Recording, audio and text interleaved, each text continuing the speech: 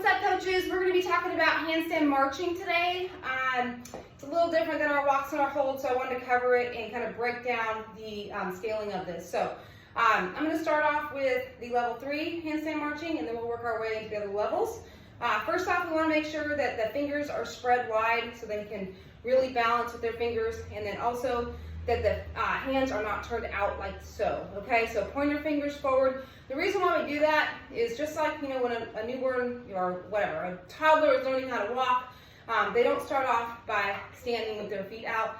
They're just not going to have the same resistance. They got to have resistance through their wrist to be able to learn how to balance. Over time, when they get really good at it, they can turn their hands out if they want to. But in the beginning, we want to teach them point your fingers forward. So I'm going to start off. What you're going to do with level 3 is you're going to have them pick a square. So realistically, it just needs to be like a confined area, 4x4, 4x6, whatever. And you want to encourage them to stay in that square.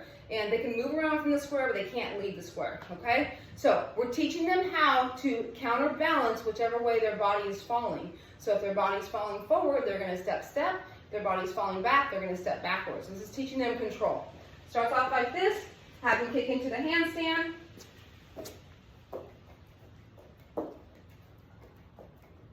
If they get pretty good and they can hold, that's okay too. So ideally the ultimate goal is to teach them how to hold. But if they cannot hold, they have to take a step back and learn how to basically march in place so they understand how to control that balance point. Okay, for the level 1, if they've never done a handstand before, you guys have to be really careful with this because you never want to just tell someone to go to the wall and kick into the handstand. Even if they look like a strong, fit person, sometimes when they go upside down, their brain automatically thinks, oh my gosh, protect my head, and they bend their elbows and they come crashing down their head. So we want to check their elbow lockout before we have them kick up. So I'll take them over to the wall, have them start with their hands a few feet from the wall, and I'll have them step up to the wall and just perform the hold and make sure their elbows are locking out strong. From here, 1 big step, 2 big step. They can widen their feet a little bit, and we're going to hold. After this, if they're really good at this part, you can have them start to wag their hips back and forth, controlled. See how I'm just pulling the heels of my hand off the ground?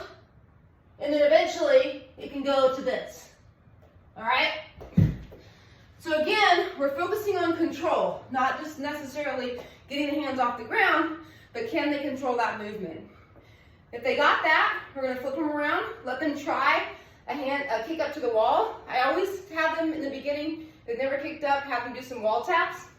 These look like this, hands on the floor, take the foot, just tap the wall, like so. This is more psychological to help them understand that the wall is there. They're not going to go flipping through the wall. So have them do it a few times. If they got that, you can encourage them to kick up to the wall. And then I'm going to show you the TikToks with your back facing the wall. And then one more progression until we finish up and go to the floor. So now, kick up. Okay, we're here. Again, shift the hips, palms, okay, hands, good, okay. So now we know they can hold their body and pick their hands up off the floor. Everything's looking good. We can ask them now to do a walk to the wall. So in this one, we're going to come off the wall a couple feet. You can put 1 foot to the wall to begin, and you're going to have them walk to the wall. Looks like this. Coming off the wall a couple feet, kick up, 1 foot to the wall, step, step, step. When they get good at that, you can have them kick up into a handstand, walk to the wall, maybe come a couple more inches off the wall. If that tends to be a little out of control, I would just have them go back to just stepping with the 1 foot on the wall. They have to have control.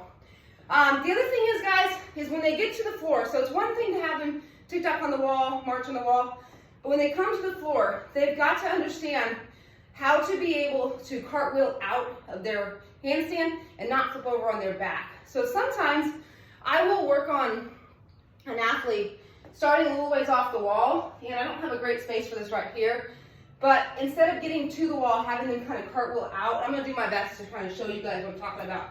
But I'll have them go up into the handstand. When they feel like falling, I'll have them turn to the side.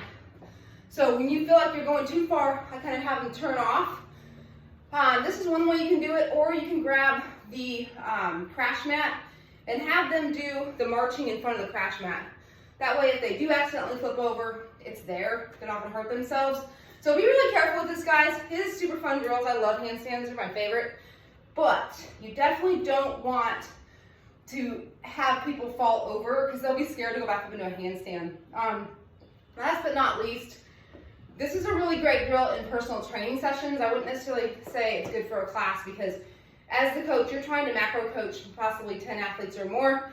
You don't want to take your time away from the entire class to go just help one athlete.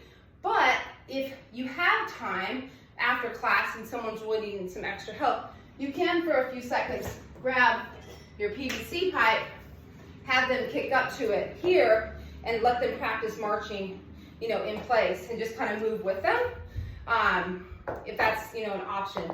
If you know they have a buddy in class that's a good spotter, you can also partner them up and have them do that together. So that's just some ideas as far as the handstand marching goes, gaining more control upside down. If you guys have any questions, let me know.